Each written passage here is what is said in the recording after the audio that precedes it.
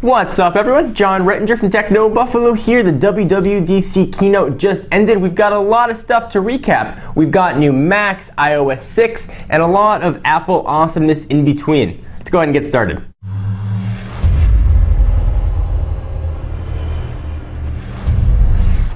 So if you guys see me look down, it's because I've got 4 pages of notes in front of me of stuff to go over that was discussed or shown on stage today. So without further ado, let's go ahead and get right to it. So the keynote began with Siri welcoming everyone. There were a few jokes thrown in there against Samsung. It said, I'm really excited for the new Samsung refrigerator. They talked about the Android naming scheme. They made fun of Jelly Bean, ice cream sandwich, and Froyo.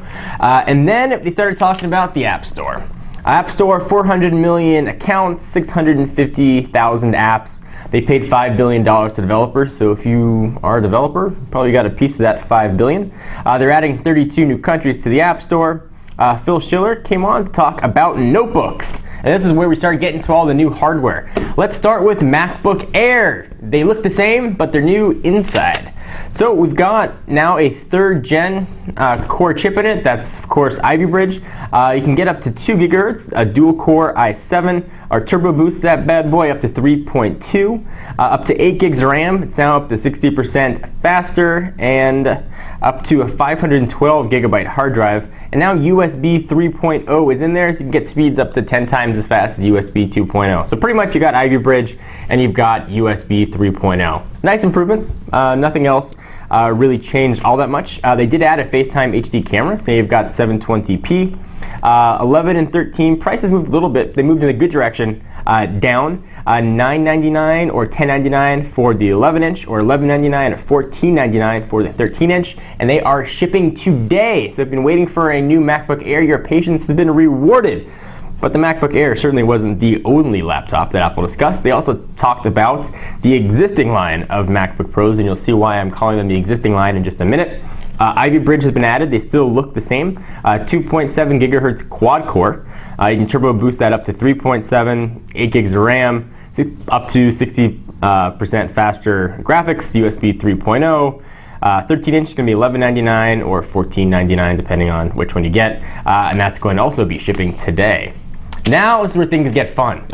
So that MacBook Pro exists. Now there's a new line of MacBook Pros called the next generation MacBook Pro. And this is where everything got all kinds awesome. So super thin, 0.71 inches thick compared to the 0.95 inches of the old model, weighing in at 4.46 pounds. 15-inch display. We'll talk about the display in just a minute. So it does have a Retina display. And the pixels are so small that you can't even see them. Super tiny pixels. So you hold your microscope or magnifying glass up, you're not going to be able to see them pixels. 15.4 inches. It's 2,880 by 1,800. So for those of you doing the math, that's a 220 ppi, which makes it the world's highest resolution display on a laptop. So think of it as high resolution as the iPad Retina display. It's kind of what you got now on a laptop. Obviously, bigger screen, a little more pixels on there. They've reduced the glare by 75%, so for those of you perhaps that are in the graphics field and you don't like the glossiness, hopefully you'll be rewarded with this guy. Apps are also been updated for Retina support, Mail, and a lot of the Pro apps as well. Ivy Bridge is going to be powering this guy. Let's talk a bit about the specs. 2.7 gigahertz up to 3.7, and that's the quad core, up to 16 gigs of RAM. The next gen Kepler graphics, it's a GeForce GT 650M.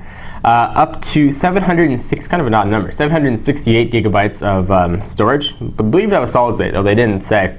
Up to 7 hours of battery life or 30 days on standby time. 2 Thunderbolt ports. We'll talk about why in just a second. 2 USB ports, and that's USB 2.0 or 3.0. 1 HDMI port now, which is kind of cool. First time we've seen an HDMI port on a Mac laptop. We got the SD card. MagSafe 2.0, they didn't talk much about that, but they did say MagSafe 2.0. Not sure what the extra 1 gets you. And now it's got dual mics. So they've got 2 Thunderbolt ports in there because Thunderbolt ports are now used for pretty much everything for accessories. So if you need DVI or anything else, Thunderbolt's going to be what that input's going to be. Let's talk about price. We had a big debate in the office what this price was going to be. It's going to come in at, for the entry level, $21.99. for the next generation MacBook Pro, which I'm assuming will just be the MacBook Pro probably very soon by the time they phase out the old ones.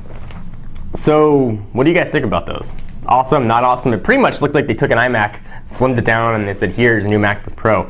So what software is going to be running on these newfangled MacBook Pros? You guessed it, the next generation Mountain Lion. They talked a lot about Mountain Lion. A lot of stuff that we've seen in the past. Some of the cool stuff that we didn't know. Dictation is going to be built in. Think of what you've got on the current generation new iPad. You can pretty much access that from anywhere. So you can tweet from it, you can send an email, you can send IMs. It's pretty much accessible across everything, even in Word, which is kind of neat. We talked a little bit about Safari. You've got iCloud tabs, and you've got tabbed view. Nothing overly exciting. I'm not a big Safari user, so it didn't really do it for me. But if Safari is your web browser of choice or you want to give it a shot, you're going to have some new features that are going to be in there as well. The next new feature is something that made me laugh when I heard the name of it. It's called Power Nap. And it's not what you do when you need to refresh yourself. Essentially, it's going to let your Mac update itself while it is asleep. Kind of a really cool feature. So iMessage will update, apps will update, so you'll always have the most up-to-date information. Things will be syncing over the cloud. Game Center, also coming to Mac. And it's going to be shipping. This is Mountain Lion. It's going to be $19.99, and that'll, for 20 bucks, pretty much update anything that you've got. And that will be shipping in July. So if you're buying one of the new computers that's shipping today, it'll be a free upgrade to Mountain Lion when it comes. And then we finally got to iOS. Let me just say it right now, no new hardware. They did not announce new hardware, but they did hint at it. And we'll talk about what they hinted at as we go through the specs and features of iOS 6. So 365 million iOS devices, that's a ton. 200 new features found in iOS 6. Let's start with Siri. Sports. So you can ask Siri anything about sports. They showed, asking a player's batting average in baseball. They asked if Kobe Bryant was taller than LeBron James. You can really ask a ton of questions about sports, and Siri, in her robotic voice, will do her best to answer you. Yelp and OpenTable integration. You've got movies in there as well, so what time is the Avengers playing, or play a trailer of the Avengers, so now play it right in Siri, and of course you can now AirPlay that to whatever device you like. You can now launch apps from Siri, which is very cool. So you could click it, say boom, play Temple Run, and it would open up Temple Run. Language support as well for French, Spanish, Italian, German, Korean, Mandarin, and Cantonese. So most of the languages are now covered. Siri for the iPad is now more than just dictation. You're getting full Siri on your iPad. Finally, probably should have been there from day one, but it is now coming with iOS 6. What is also coming with iOS 6 is Facebook integration with a public API, which is pretty cool. So you can like apps, or you can send stuff to Facebook, update your status right from iOS 6. Actually do it right from the Notification Center. You could send a tweet or update your status right from there. I'm not calling them widgets. I know that might make a few people upset, but you do have gadgets up there now, if you want to call them that. Some other new features: when someone calls you, you can reply with a message, or you can also set up a reply later, which creates a sort of a geofence around you. When you exit that geofence, it'll ask you if you want to reply. Which is a big battery drain, but a pretty cool feature. They've got a new Do Not Disturb feature, so think of it like profiles on a BlackBerry. If you want to go to bed at night, you don't want your phone buzzing and vibrating, and you don't want to turn it off, you can set Do Not Disturb. You can also set folks that you want to call through. So if you want people on your favorites to actually ring through and sort of go past the Do Not Disturb so you can hear them. If somebody calls you twice, it'll actually ring in case they assume it's an emergency. So some cool new features in there as well. FaceTime is now over 3G. And FaceTime over 3G is not going to be super smooth. But presumably they're announcing FaceTime over cellular data to make way for the next generation iPhone, which will have 4G LTE support and support awesome FaceTime. You've got offline reading tabs now. You've got shared photo streams, VIP mail. So if you want to see mail from someone special, it'll flash in giant colors. You now can have a flagged mailbox as well. And we are on to the last paper of notes, but there's still good stuff here. You've now got something called Passbook. and essentially it's hard to explain. Essentially, it's going to pull in all of your information when you're out and about. If you want to buy movie tickets, it'll pull it in right on your home screen. It'll pull a ticket right when you want to unlock your screen. It'll show the movie ticket right there. If you're buying a train ticket, it'll show up right there. Your boarding pass will show up right there. Seems like a precursor to some sort of NFC type technology. So pretty cool. I'll talk about that a little bit more in an upcoming video.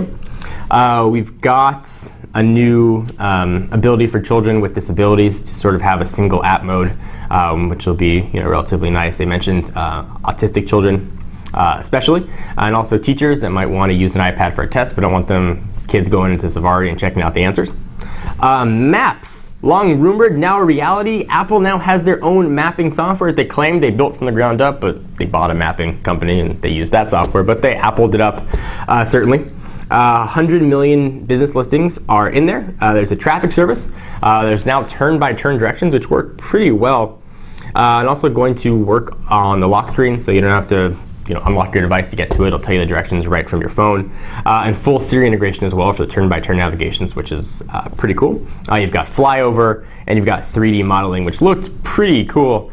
Definitely something you're going to want to check out. It's going to be shipping this fall, and it'll work on iPhone 3GSs or later, and of course, iPads. 4 pages of notes, 1 deep breath, and we've gone through everything that Apple and company shared with us today. So what do you guys think? What are you excited about, not excited about? A lot of new features in iOS. Still looks the same. I was hoping for some new quick way to see information, which did not come to fruition. We did get a lot of stuff that was rumored. We have updates to the desktop line. They didn't say anything about updates to the desktop computers, though. So hopefully there'll be quiet updates as well to Ivy Bridge. We got that newfangled fancy MacBook Pro, which looks to be pretty awesome. And iOS 6 and Mountain Lion. So what do you guys think? Excited, not excited? Leave your comments down below. I'm going to exhale again. I'm John Rettinger. Be sure to check us out at technobuffalo.com for all of your Apple news or anything non-Apple as well, anything from the world of technology. I'll see you next video. Bye-bye.